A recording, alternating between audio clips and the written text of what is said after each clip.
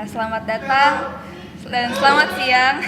Selamat datang di ibadah online Tunas Remaja dan Pemuda GKSP Minggu 23 Mei 2021. Gimana kabarnya semuanya? Oh iya, baguslah. Ya, semoga yang di rumah juga dalam keadaan baik ya. Nah, hari ini kita kembali berkumpul di Zoom ini untuk beribadah, memuji dan memuliakan nama Tuhan. Maka mari kita awali ibadah hari ini dengan penuh semangat. Kita menyanyikan lagu pujian Kecaplah dan Lihatlah.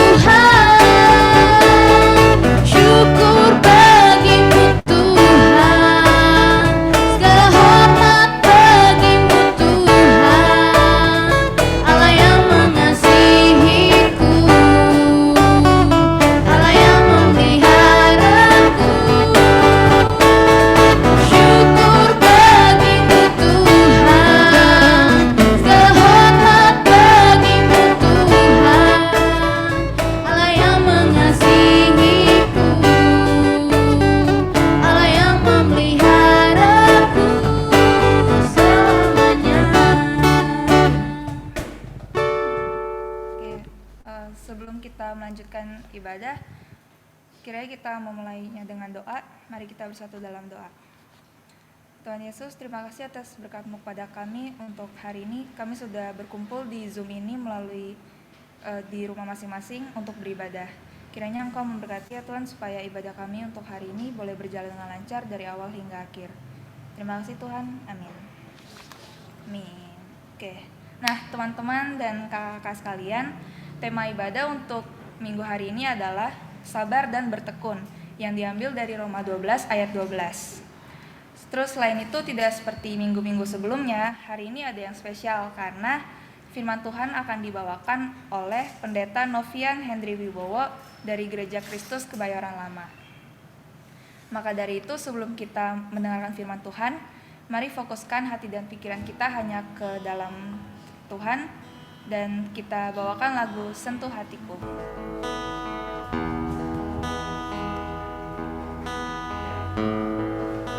Betapa aku mencintai segala yang telah terjadi, tak pernah sendiri jalani hidup ini, selalu menyertai.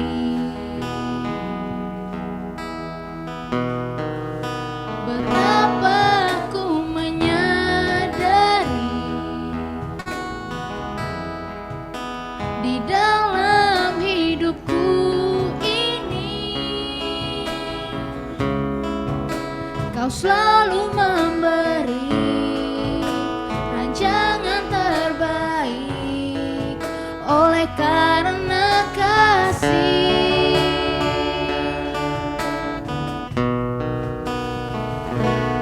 Bapa,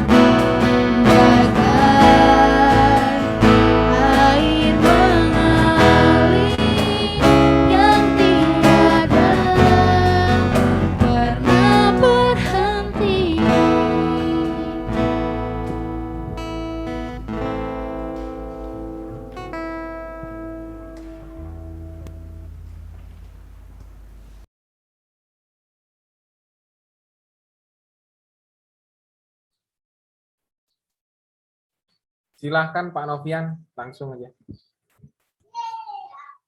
Oke, selamat pagi teman-teman semua. Mari kita berdoa terlebih dahulu sebelum kita membaca dan merenungkan firman Tuhan pada siang hari ini ya. Mari kita bersatu di dalam doa. Kami mengucap syukur Tuhan untuk kasih-Mu yang terus Tuhan nyatakan di dalam kehidupan kami sampai pada hari ini. Sekalipun dalam kehidupan kami ada tantangan, ada pergumulan, tetapi semua itu tidak membatalkan akan kasih Tuhan. Dan pada siang hari ini kembali kami boleh merasakan kasih-Mu lewat kesempatan yang Tuhan berikan untuk kami berkumpul, beribadah, bersama-sama merenungkan akan firman-Mu. Tuhan, sekali lagi kami memohon kemurahan-Mu, memimpin kami, menolong kami dalam membaca dan merenungkan firman Tuhan, sehingga firman Tuhan bukan hanya kami mengerti, tetapi juga sungguh boleh menyentuh hidup kami, menyentuh hati kami, dan mengubah kehidupan kami. Kami serahkan waktu ini ke dalam tangan-Mu Tuhan, pimpin setiap kami, di dalam nama Tuhan Yesus kami berdoa dan bersyukur. Amin. Oke teman-teman, selamat siang. Terima kasih untuk kesempatan yang diberikan untuk saya boleh membagikan firman Tuhan pada siang hari ini. Tema yang diberikan kepada saya seperti tadi disampaikan oleh MC adalah sabar dan bertekun, terambil dari Roma 12 ayat 12, tetapi siang hari ini saya akan menambahkan ayat firman Tuhannya dari Roma 8 ayat 31 sampai 39. Kita buka terlebih dahulu Roma 12 ayat 12. Mari kita baca satu ayat ini bersama-sama. Roma 12 ayat 12.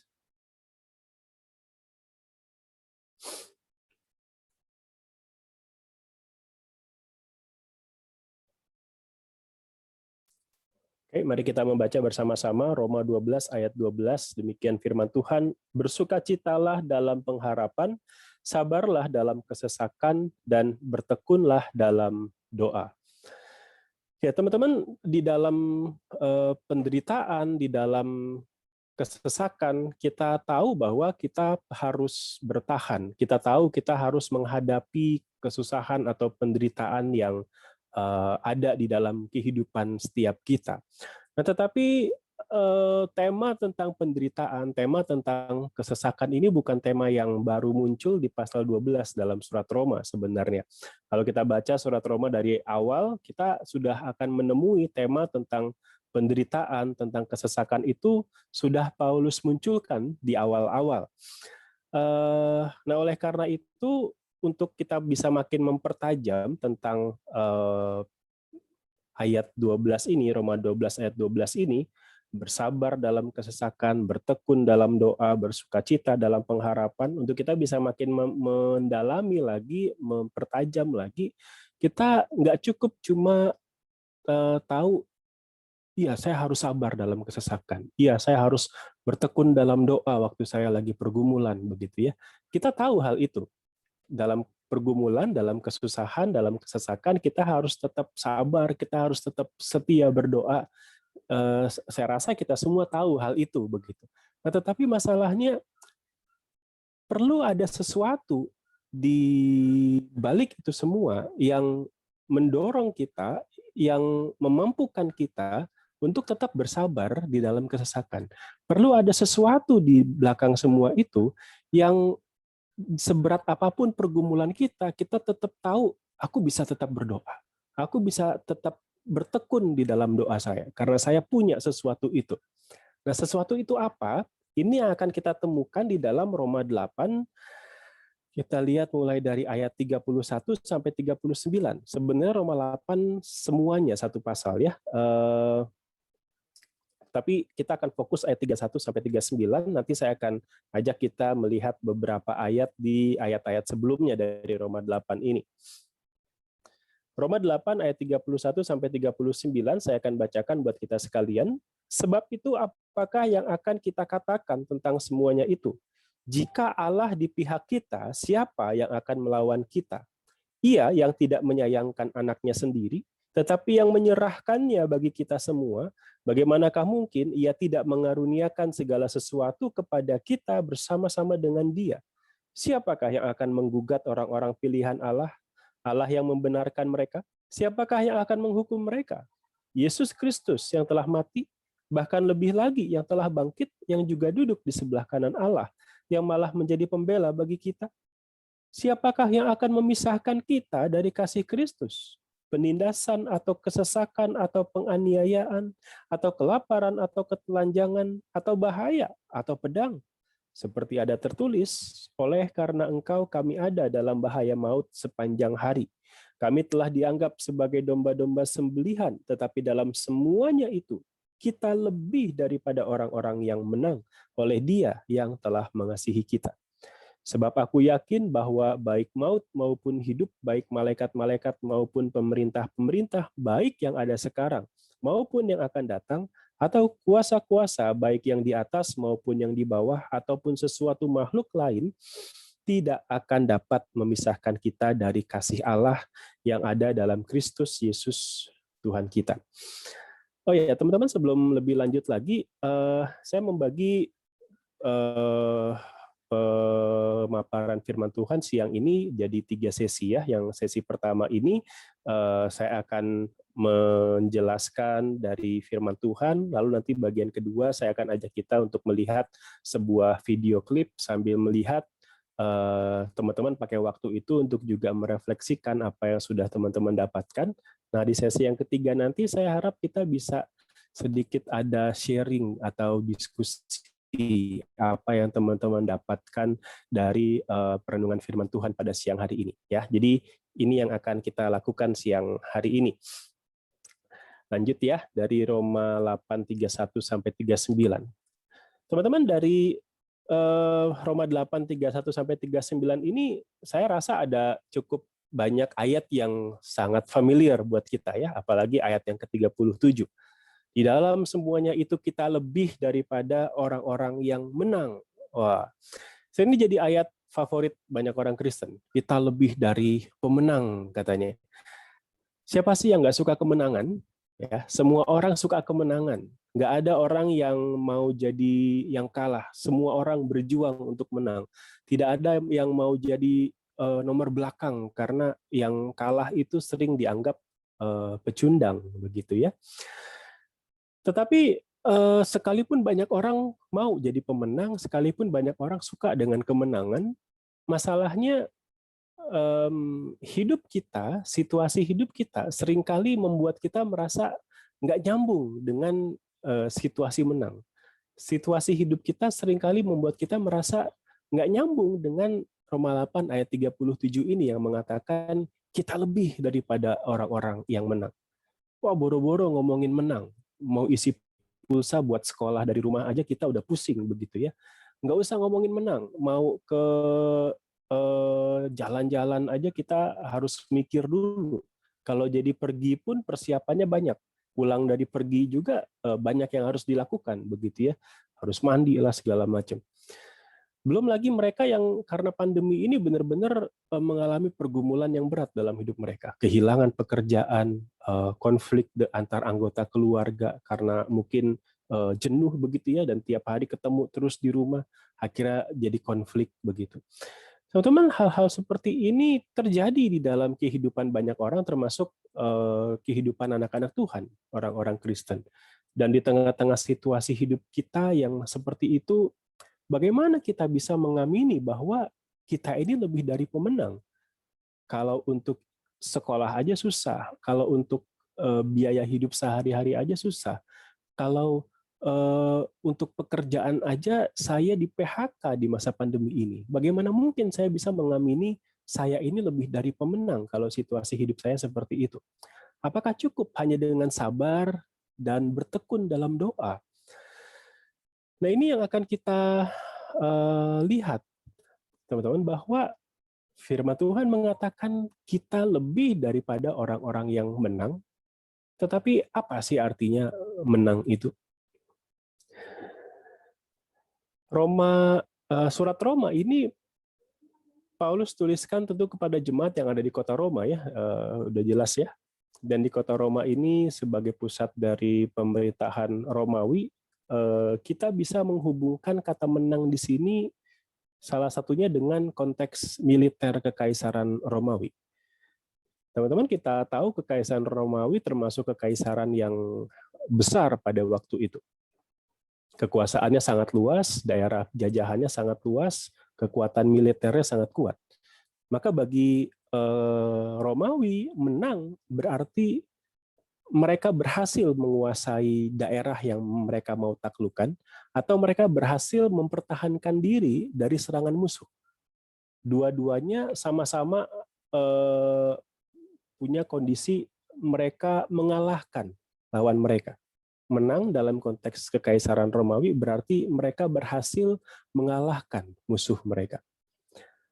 Bagaimana dengan konteks kehidupan kita? Apa sih menang bagi kita dalam konteks kehidupan kita? Kita mungkin asing dengan konteks militer seperti zaman Romawi itu, begitu ya. Nggak ada di antara kita yang pernah ikut berperang, begitu ya. Tetapi sekalipun kita nggak mengalami situasi perang, kita masih merasakan pertempuran yang lain.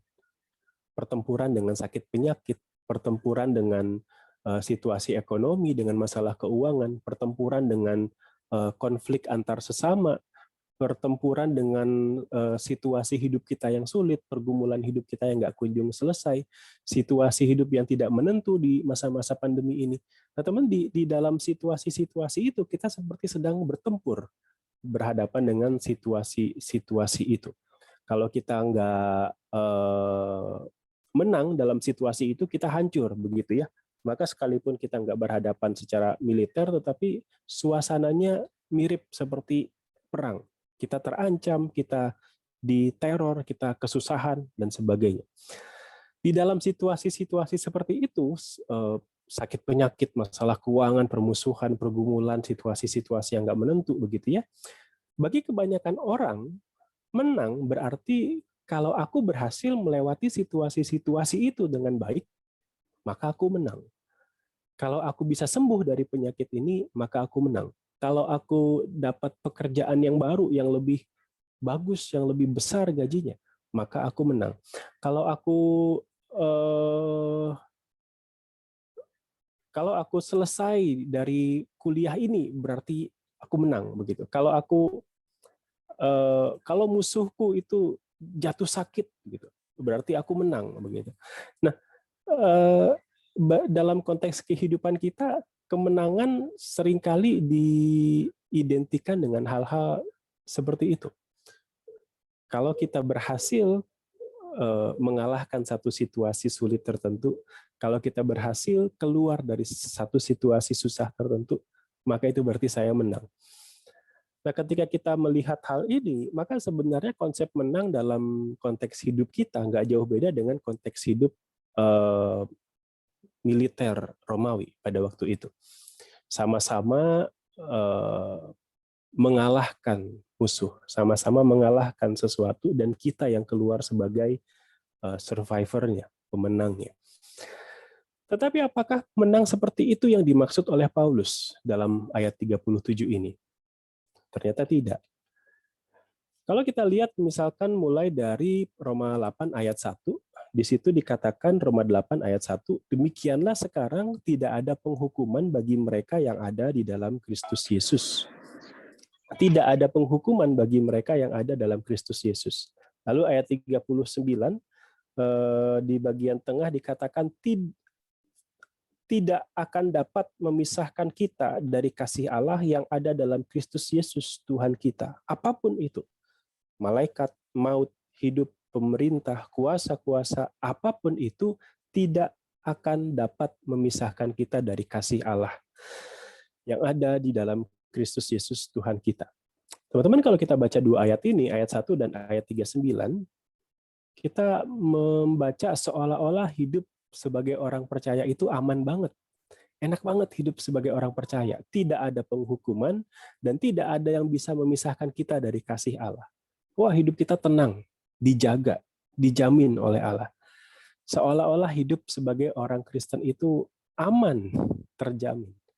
Tetapi di bagian tengah pasal 8 ini, Paulus justru memperlihatkan bahwa sebaliknya, ikut Tuhan artinya kita menyambut penderitaan. Ikut Tuhan, menjadi anak-anak Tuhan, Artinya kita siap menderita bersama dengan Dia yang sudah terlebih dahulu menderita buat kita. Seperti yang Paulus katakan di ayat 17, Roma 8 ayat 17. Kalau kita anak, kita juga adalah ahli waris. Maksudnya orang-orang yang berhak menerima janji Allah yang akan menerimanya bersama-sama dengan Kristus, yaitu jika kita menderita bersama-sama dengan Dia. Teman-teman, kehidupan sebagai anak Tuhan ternyata tidak terpisah dari penderitaan. Menjadi anak-anak Tuhan berarti kita siap menyambut penderitaan. Menjadi anak-anak Tuhan berarti kita tahu bahwa ada penderitaan yang akan kita alami dalam kehidupan kita. Nah, dengan melihat secara utuh pasal 8 ini, kita mendapati bahwa konsep menang bagi kita anak-anak Tuhan ternyata nggak sama dengan konsep menangnya militer Romawi atau konsep menangnya orang-orang pada umumnya pada zaman itu. Kemenangan bagi kita anak-anak Tuhan bukan ketika kita luput dari penderitaan. Kemenangan bagi kita bukan ketika kita sembuh dari sakit penyakit. Kemenangan bagi kita bukan ketika kita kebal dari COVID. Kemenangan bagi kita bukan ketika kita sudah melewati satu pergumulan. Kemenangan buat kita bukan ketika kita mengalami situasi berubah dari nol, dari bukan siapa-siapa menjadi orang terpandang begitu ya.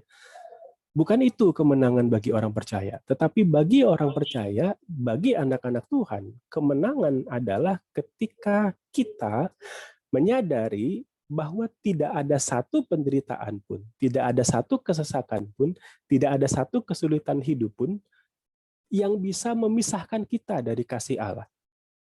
Dengan demikian artinya dalam hidup kita bisa ada penderitaan, dalam hidup kita bisa ada kesesakan, dalam hidup kita bisa ada masalah. Kita bisa rugi, kita bisa sakit, kita bisa berduka, kita bisa kehilangan orang-orang yang kita kasihi, kita bisa kehilangan sesuatu yang berharga dalam hidup kita. Tetapi seberat apapun situasi pergumulan kita, seberat apapun situasi hidup kita tetap ada di dalam tangan Allah yang Maha Kuasa dan penuh kasih itu. Inilah kemenangan bagi orang-orang percaya, bahwa seberat apapun situasi hidup kita masih tetap ada di dalam tangan Allah yang penuh kasih dan penuh kuasa itu. Nah, teman-teman, ketika kita merenungkan makna menang bagi kita ternyata seperti itu, pertanyaannya adalah, masih tertarikkah kamu untuk mengikut Tuhan? Ketika kemenangan bagi kita orang percaya bukan berarti kita akan luput dari masalah, bukan berarti kita akan luput dari sakit penyakit, bukan berarti kita akan luput dari kemalangan. Kalau kemenangan kita adalah seperti itu, masih tertarikkah kamu untuk mengikut Tuhan? Ketika kemenangan itu bukan berarti studi kita, usaha kita akan selalu berhasil, keluarga kita akan selalu dilindungi. Kalau kemenangan itu bukan seperti itu, masih tertarikkah kamu untuk mengikut Tuhan? Ketika kemenangan itu berarti ada Allah yang bersama kamu di dalam lembah kekelaman, masih tertarikkah kamu untuk mengikut Tuhan? Teman-teman, ini yang firman Tuhan katakan tentang apa artinya menang sebagai anak Tuhan. Menang sebagai anak Tuhan berarti di tengah penderitaan, di tengah pergumulan, di tengah kesesakan hidup, kita tetap menyadari bahwa hidup kita ada di dalam tangan Allah yang penuh kasih, tangan Allah yang penuh kuasa. Memiliki kesadaran ini akan memampukan kita untuk bersabar dalam kesesakan. Ketika kita menyadari bahwa hidupku ada di dalam tangan Allah yang penuh kasih, aku bisa tekun di dalam doa sekalipun hidupku tertekan dalam pergumulan.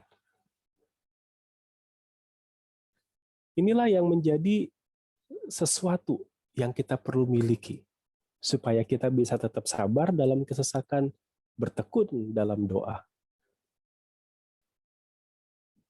Tetapi di sini nggak tahu dengan teman-teman ya, tetapi saya sempat tergoda untuk berpikir ya, Kenapa sih Allah nggak menjanjikan berkat aja buat kita? Kenapa yang Allah janjikan cuman kita lebih dari pemenang? Tidak ada yang dapat memisahkan kita dari kasih Allah. Kenapa sih nggak langsung aja begitu? Kalau kamu ikut aku, kamu akan kuberkati. Usahamu akan kubikin sukses, keluargamu akan kubikin bahagia, kamu akan kuberi kekebalan dari sakit penyakit, begitu. Kenapa sih Allah nggak menjanjikan berkat-berkat yang seperti itu? Nggak tahu, pernah nggak teman-teman bertanya-tanya seperti itu ya? Tapi ketika saya memikirkan hal itu ya, kenapa Tuhan nggak menjanjikan kita berkat-berkat seperti itu, saya teringat dengan satu artikel, satu pertanyaan dari Katekismus Westminster. Di dalam Katekismus Westminster itu ada satu pertanyaan yang berkata, apakah tujuan utama hidup manusia itu? Apa tujuan utama hidup manusia? Dan dia menjawab, tujuan utama dari hidup manusia adalah memuliakan Allah dan menikmati Allah selama-lamanya. Jujur aja ya, kalau ikut Tuhan berarti kita jadi kaya, kalau ikut Tuhan berarti kita jadi kebal dengan sakit penyakit, kalau ikut Tuhan berarti segala usaha kita bakal lancar, bakal berhasil. Kalau ikut Tuhan artinya semua itu, apakah kita masih bisa fokus kepada pribadi Allahnya? Atau kita akan teralih kepada berkat-berkatnya? Saya rasa kalau kita mau jujur, kalau yang Tuhan janjikan adalah ikut aku, kamu akan jadi kaya, ikut aku, kamu akan kebal terhadap sakit penyakit. Kalau itu yang Tuhan janjikan, saya akan teralih. Saya mungkin memperalat Tuhan supaya saya jadi kaya, supaya saya jadi kebal, apalagi di masa pandemi ini gitu ya. Siapa yang nggak mau ikut Tuhan kalau janjinya seperti itu? Saya akan teralih. Kalau ikut Tuhan artinya seperti itu. Tetapi Allah tidak menjanjikan semua itu karena dari awal Allah memang tidak merancang manusia untuk berkat-berkat itu tadi. Jadi kaya, kebal sakit penyakit, usahanya sukses dan sebagainya. Allah tidak merancang manusia untuk semua hal itu. Tetapi Dia merancang kamu dan saya untuk dirinya. Makanya tujuan utama hidup manusia adalah memuliakan Dia dan menikmati Dia selama-lamanya. Itulah kenapa Allah tidak menjanjikan berkat. Tetapi Allah menjanjikan bahwa setiap kita yang ada di dalam Dia, kita tidak akan bisa dipisahkan dari kasih-Nya. Di situ udah posisi yang pas banget buat kita. Karena memang kita diciptakan untuk dirinya, untuk memuliakan Dia, untuk menikmati Dia. Sayangnya banyak orang yang menyimpang gitu ya. Manusia diciptakan untuk memuliakan Allah, tetapi tidak sedikit manusia yang memuliakan dirinya sendiri. Manusia diciptakan untuk menikmati Allah, tetapi tidak sedikit manusia yang menikmati dunia ini, bukan menikmati Allah.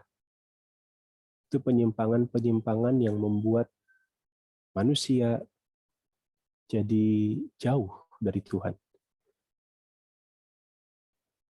Teman-teman, Allah tidak menjanjikan berkat, tetapi Dia menjanjikan dirinya. Dia menjanjikan relasi yang tidak terpisahkan antara kita dengan dirinya. Dan itulah yang menjadi pengharapan kita di dalam kesesakan. Ketika kita tahu bahwa seberat apapun hidup saya tidak akan terpisahkan dari Allah. Ketika kita menyadari hal itu, maka kita bisa punya kekuatan untuk menanggung segala kesesakan. Kita tetap punya kekuatan untuk bertekun di dalam doa. Berikutnya saya mau memperlihatkan dua tokoh yang mengamini dan mengalami Roma 8 ayat 37 ini. Sehingga sekalipun mereka mengalami penderitaan, mereka tetap setia sama Tuhan. Tokoh yang pertama adalah Rasul Paulus sendiri. Teman-teman, kita tahu Rasul Paulus pelayanannya seperti apa, begitu ya. Dia seorang rasul yang sangat luar biasa, pelayanannya sangat besar pengaruhnya bagi perkembangan kekristenan di seluruh dunia. Tetapi apakah kemudian Paulus hidupnya penuh dengan kesenangan? Apakah Paulus bebas dari masalah dan kesesakan? Sebaliknya ya, kita tahu dalam salah satu suratnya Paulus pernah mendaftarkan penderitaan yang dialami dalam perjalanan dia melayani Tuhan. Tiada hari tanpa penderitaan bagi Paulus. Tiada hari tanpa kesesakan karena mengikut Tuhan. Tiada hari tanpa pergumulan karena imannya. Menariknya, teman-teman, Paulus bukannya nggak tahu apa yang akan dia alami kalau dia mengikut Kristus. Paulus bukannya nggak tahu kalau dia ikut Kristus, dia akan mengalami semua penderitaan itu. Paulus tahu. Mari kita buka Kisah Para Rasul 9 ayat 15 sampai 16. Kisah Para Rasul 9. Kisah Para Rasul 9 ayat 15 dan 16. Saya akan bacakan ya, Kisah 9 ayat 15 sampai 16. Tetapi firman Tuhan kepadanya, kepada Ananias, ya, jadi Ananias Tuhan suruh datang ke Paulus untuk mengatakan ini. Firman Tuhan kepadanya, pergilah, sebab orang ini adalah alat pilihan bagiku untuk memberitakan namaku kepada bangsa-bangsa lain serta raja-raja dan orang-orang Israel. Aku sendiri, kata Tuhan, aku sendiri akan menunjukkan kepadanya, kepada Paulus, betapa banyak penderitaan yang harus ia tanggung oleh karena namaku. Teman-teman, jadi di sini Tuhan suruh Ananias, kamu samperin Paulus, terus kasih tahu dua hal ini, bahwa aku akan pakai dia, yang kedua, aku akan membuat dia menderita. Itu kan yang Tuhan katakan kepada Paulus lewat Ananias. Dan pasti itu yang Ananias sampaikan ke Paulus. Nggak mungkin Ananias percantik gitu ya. Terus Tuhan mau kamu jadi pelayan kamu. Nggak usah takut ya, nanti Pak Akil ada kesusahan lah pasti, tapi nggak usah takut ya, kamu pasti bisa menanggungnya begitu. Enggak, Ananias pasti memperkatakan apa yang Tuhan firmankan kepada dia gitu ya. Berani banget Ananias ubah-ubah begitu. Ananias pasti mengucapkan seperti yang Tuhan sampaikan. Kalau kamu ikut Tuhan, kalau kamu melayani Tuhan, Tuhan bilang ke saya, Tuhan akan menunjukkan kepada kamu betapa banyak penderitaan yang harus kamu tanggung oleh karena namanya. Waktu Paulus dengar kayak gitu, kira-kira apa yang dia rasakan, apa yang dia pikirkan? Karena ayat berikutnya nggak ngasih tahu ya apa respon Paulus. Tetapi kalau kamu jadi Paulus, apa yang kamu rasakan, apa yang kamu pikirkan? Saya sempat tergoda untuk membayangkan gitu ya. Paulus kan petobat baru, hitung-hitung ya. Kalau dihitung-hitung, Paulus kan termasuk petobat baru ya. Mungkin dia nawar sama Tuhan gitu ya. Tuhan, jangan banyak-banyak lah, aku ini petobat baru. Kasih penderitaan level 2 aja lah. Ya level 2 sampai 3 lah Tuhan. Aku kan masih anak baru, masih petobat baru. Nanti kalau udah 3 tahun ikut kamu, baru naikin levelnya begitu. Emang Indomie abang ade gitu ya, ada level-level pedesnya. Terus Paulus nggak pakai nawar. Begitu dia diberitahukan kalau kamu ikut aku udah siapin penderitaan buat kamu. Aku udah siapin banyak penderitaan buat kamu. Paulus nggak nawar, Paulus nggak nolak. Yang dikatakan berikutnya adalah ayat 19b. Paulus pergi tinggal beberapa hari bersama dengan murid-murid di Damsyik, dan perikop berikutnya menceritakan pelayanan Saulus. Artinya Paulus menerima apa yang Tuhan siapkan buat dia. Paulus menjalani panggilannya dengan sangat serius, walaupun dia tahu penderitaan di depan mata dia. Ini tokoh pertama, Paulus. Tokoh kedua adalah seorang uskup dari Smyrna yang bernama Polikarpus. Nah, teman-teman mungkin pernah dengar kisahnya ya. Uskup Polikarpus sangat terkenal karena kesalehannya. Saking terkenalnya dia dikejar-kejar oleh pemerintah untuk ditangkap, untuk dibikin murtad begitu ya. Karena jemaatnya sangat banyak dan dia sangat berpengaruh begitu. Maka dia dikejar-kejar untuk dipaksa murtad sehingga pengikutnya juga bisa murtad begitu.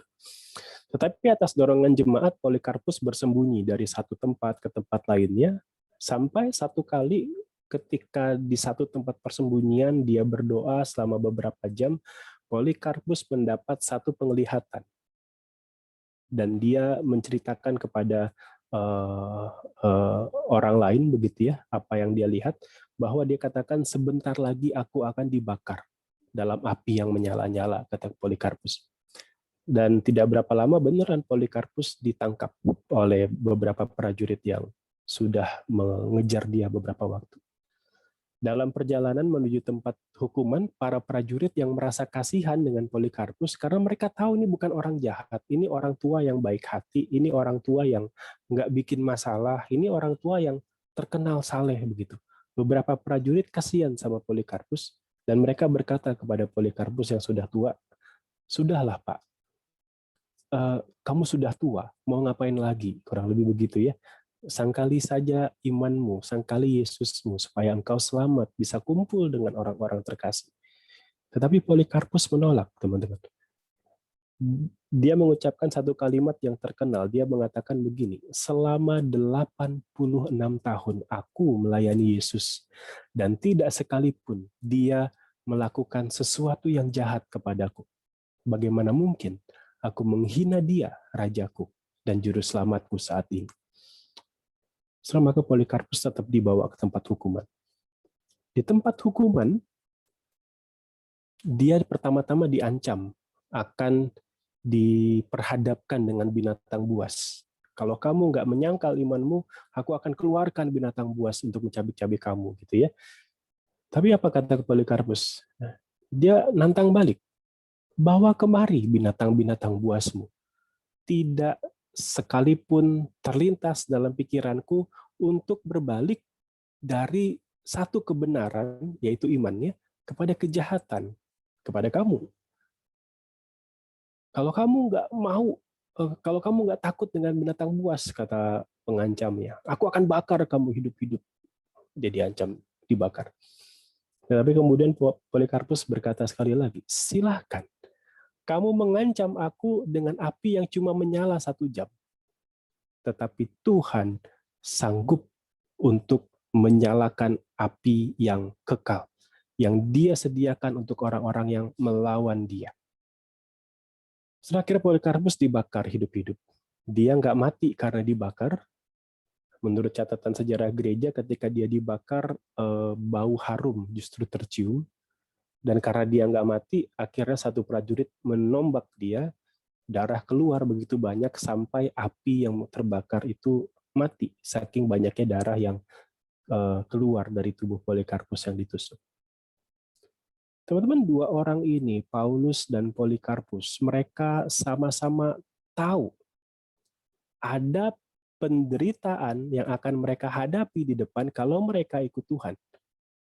Mereka tahu akan ada kesusahan, mereka tahu akan ada kesesakan, mereka tahu akan ada tantangan yang sulit, yang bagi banyak orang itu berat banget begitu. Paulus, Polikarpus tahu, tetapi mereka nggak menyimpang. Mereka tahu mereka akan menderita, tetapi mereka menyambut penderitaan itu. Kok bisa? Karena mereka menyadari bahwa hidup mereka ada di tangan Allah yang penuh kasih dan kuasa itu.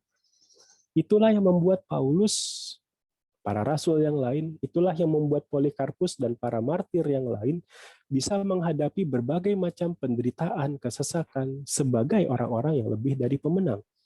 Mereka bukan cuma sabar dalam kesesakan, mereka bukan cuma rajin berdoa, tetapi mereka menyambut semua kesesakan itu sebagai orang-orang percaya yang menyadari bahwa tubuhku boleh menderita, tetapi rohku, jiwaku ada di dalam tangan Tuhan.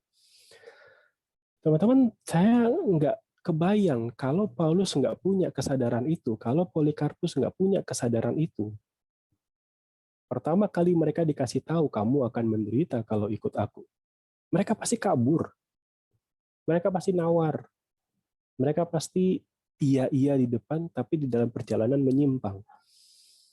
Tanpa kesadaran bahwa hidupku ada di tangan Allah yang hidup. Omong kosong kita bisa bersabar dalam kesesakan. Omong kosong kita mau bertekun dalam doa di tengah-tengah penderitaan. Teman-teman, kita perlu memiliki kesadaran ini, bahwa Allah kita adalah Allah yang hidup, dan hidup kita ada di dalam tangannya. Hari ini secara khusus kita memperingati Pentakosta. Kita memperingati turunnya Roh Kudus atas para rasul. Setiap kita yang sudah menerima Kristus, ada Roh Kudus dalam hati kita. Roh Kudus sanggup menguatkan kita. Roh Kudus sanggup untuk memimpin kita selama kita memberi diri kita dipimpin oleh Dia. Roh Kudus dalam hati kita menjadi jaminan kemenangan yang sudah kita terima melalui Kristus, dan yang akan kita alami secara penuh waktu kedatangan Tuhan Yesus yang kedua kali. Oleh karena itu, teman-teman, untuk kita bisa bersabar di dalam kesesakan, untuk kita bisa bertekun dalam doa di tengah-tengah penderitaan, kita perlu pertama-tama membangun kesadaran di dalam hati kita bahwa hidup kita ada di dalam tangan Allah yang hidup. Hidup kita ada di dalam tangan Allah yang penuh kasih dan penuh kuasa itu, di mana tidak ada satu apapun yang bisa merebut kita dari tangan. Jikalau kita menjalani hidup kita hari ini, apapun penderitaan yang ada di dalamnya, dengan kesadaran itu bahwa hidupku ada di tangannya, terus maka kita adalah seperti yang Paulus katakan di Roma 8:37, kita adalah lebih daripada orang-orang yang menang. Karena kita bisa tetap percaya Tuhan di tengah-tengah penderitaan. Saat ini saya ingin mengajak kita melihat satu buah video klip.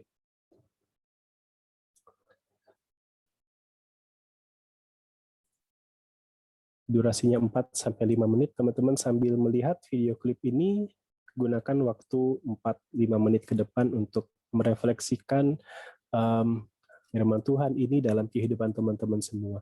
Apa yang Tuhan mau sampaikan? Mungkin kamu sedang ada kesesakan tertentu, pergumulan tertentu. Mungkin kamu tergoda untuk jauh dari Tuhan. Tetapi mari dengarkan suara Tuhan. Apa yang Tuhan mau sampaikan kepada kalian. Gunakan waktu 5 menit ke depan, dan setelah itu saya berharap kita boleh ada sharing singkat ya, dan itu boleh menguatkan satu sama lain.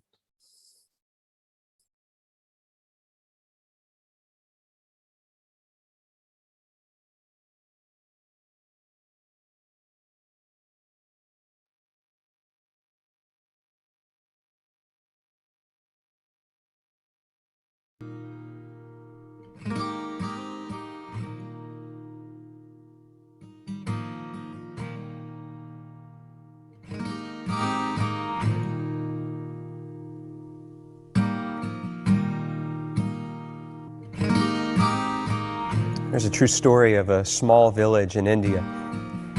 And in this village, there was this family that came to a saving faith in Jesus Christ as Savior and Lord. This agitated the village so much, and everybody became so upset that an angry mob gathered and shoved them into the public square. The village chief confronted them, and he said to the man, "If you and your family will not recant your faith, you all will surely die." The man didn't know what to say or what to do. And so the only thing that came to mind for him were the words of a song that he himself had composed when he had first surrendered his life to God. And so he began to sing, "I have decided to follow Jesus. No turning back, no turning back." And with that, horrifically, his children were killed. I have decided to follow Jesus. I have decided to follow Jesus. I have decided to follow Jesus. No turning back, no turning back.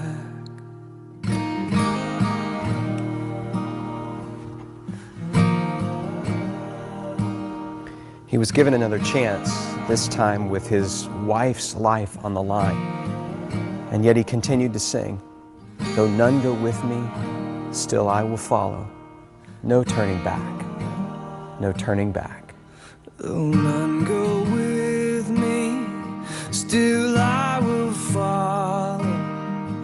Though none go with me, still I will follow. Though none go with me, still I will follow. No turning back, no turning back. After her tragic death, he was given one final opportunity, this time to save himself. And yet he continued to sing. Cross before me, the world behind me. The cross before me, the world behind me. The cross before me, the world behind me. No turning back, no turning back.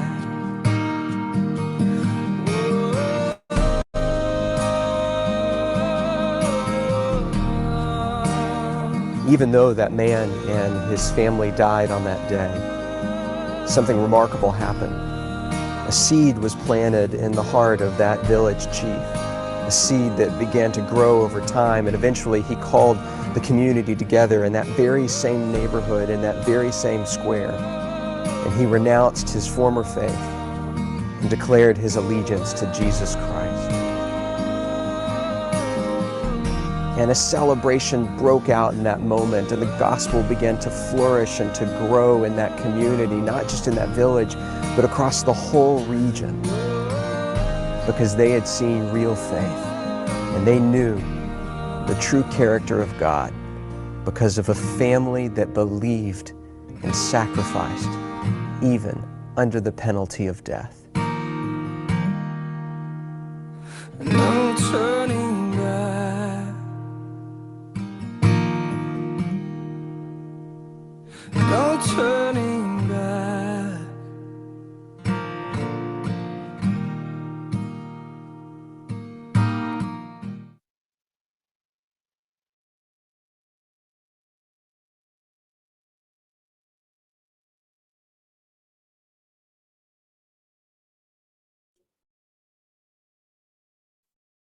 Oke, teman-teman, apakah ada 2 atau 3 orang yang ingin sharing dari renungan siang hari ini, apa yang didapat, dan boleh dibagikan kepada teman-teman?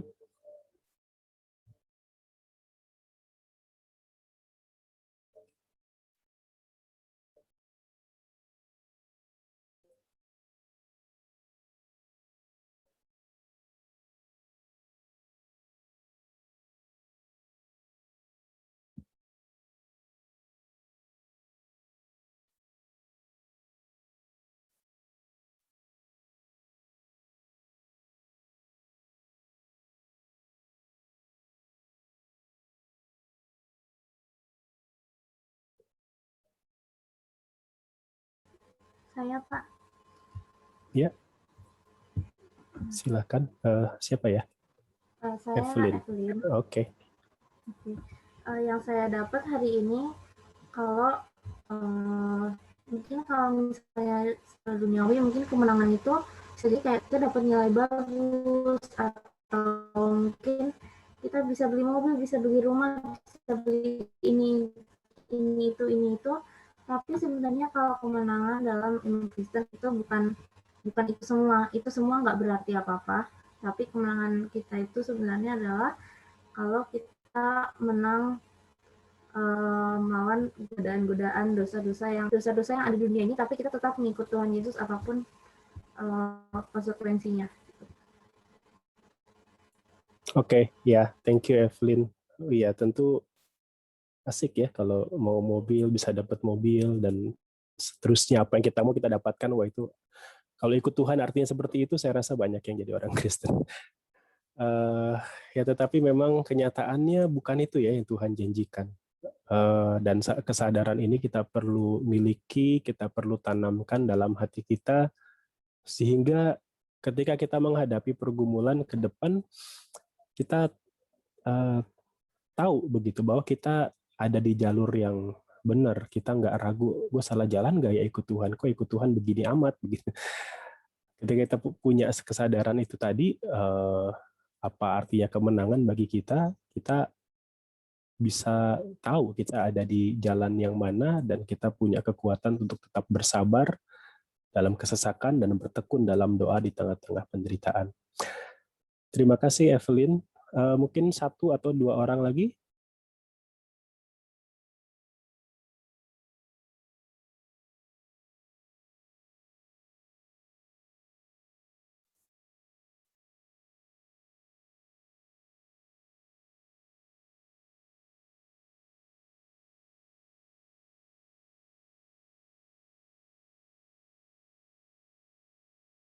Kalau nggak ada, boleh minta tolong Evelyn untuk menunjuk 1 orang. Apa ya? Aku minta Audi. Tuh, Audi. Claudia Audi.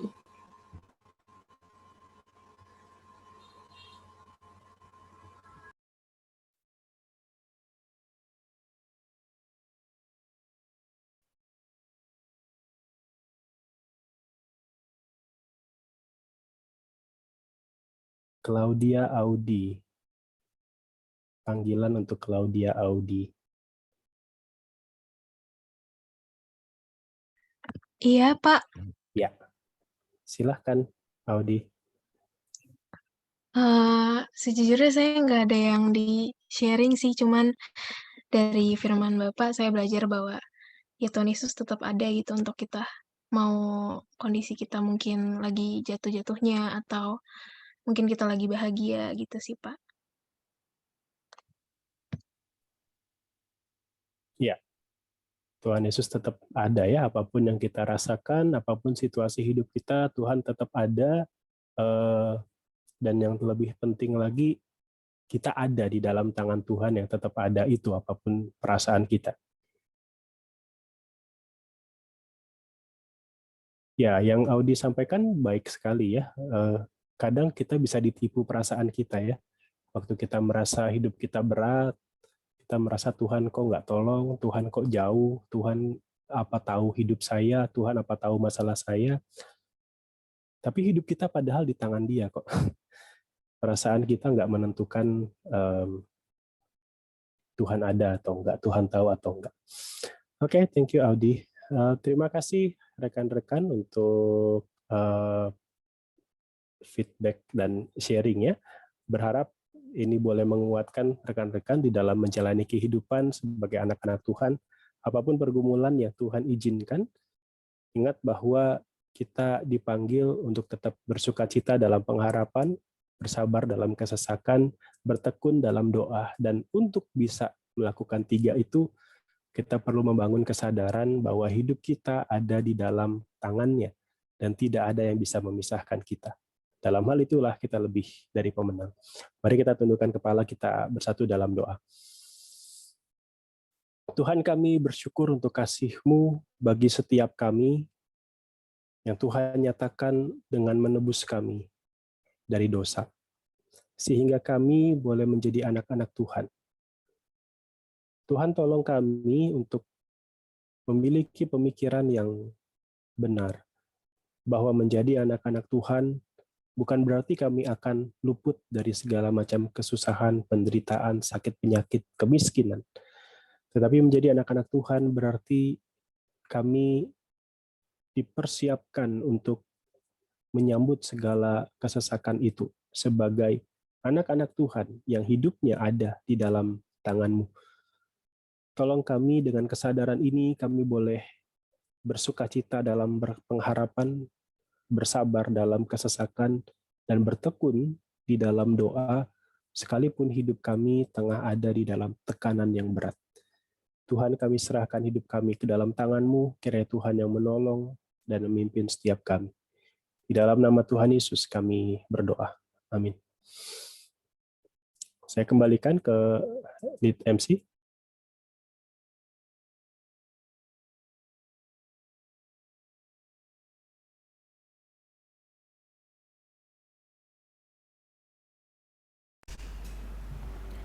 Baik, terima kasih.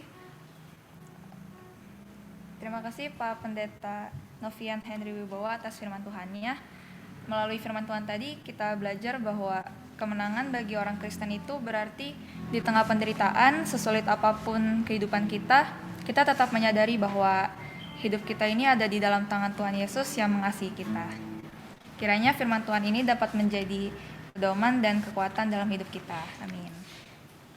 Selanjutnya kami dari Tunas Remaja dan Pemuda GKSP juga ingin mengucapkan selamat ulang tahun kepada Aldi, Kak Brian, dan Macy. Kiranya Tuhan memberkati. Kemudian bagi teman-teman yang beribadah dari rumah, persembahan dapat diserahkan dengan cara sebagai berikut. Yang pertama, transfer via bank ke BCA atas nama Christian Nugraha dengan nomor rekening 473 070 5820.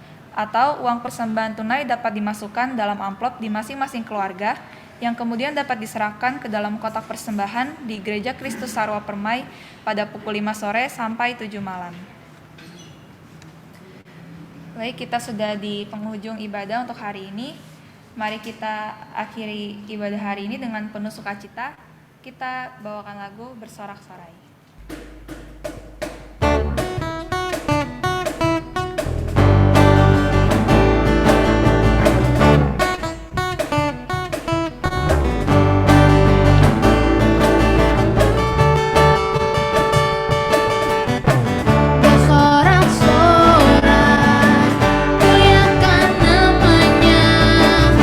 Berperang ganti kita.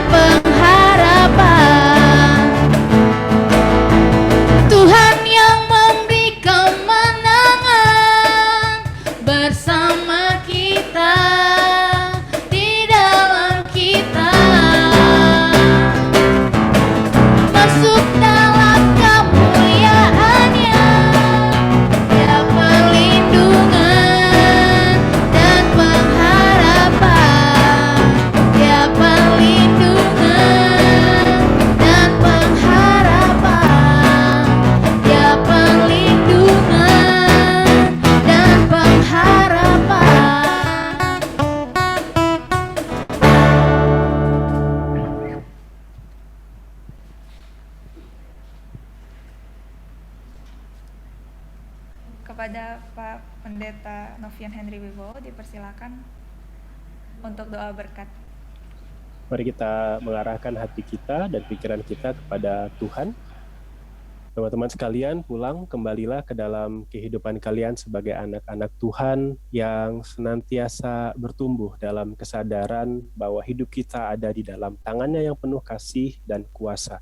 Dan dengan kesadaran itu, kita boleh menghadapi berbagai pergumulan kesesakan hidup dalam kesabaran dan ketekunan. Terimalah berkat Tuhan yang akan mengiring kita. Tuhan memberkati engkau dan melindungi engkau.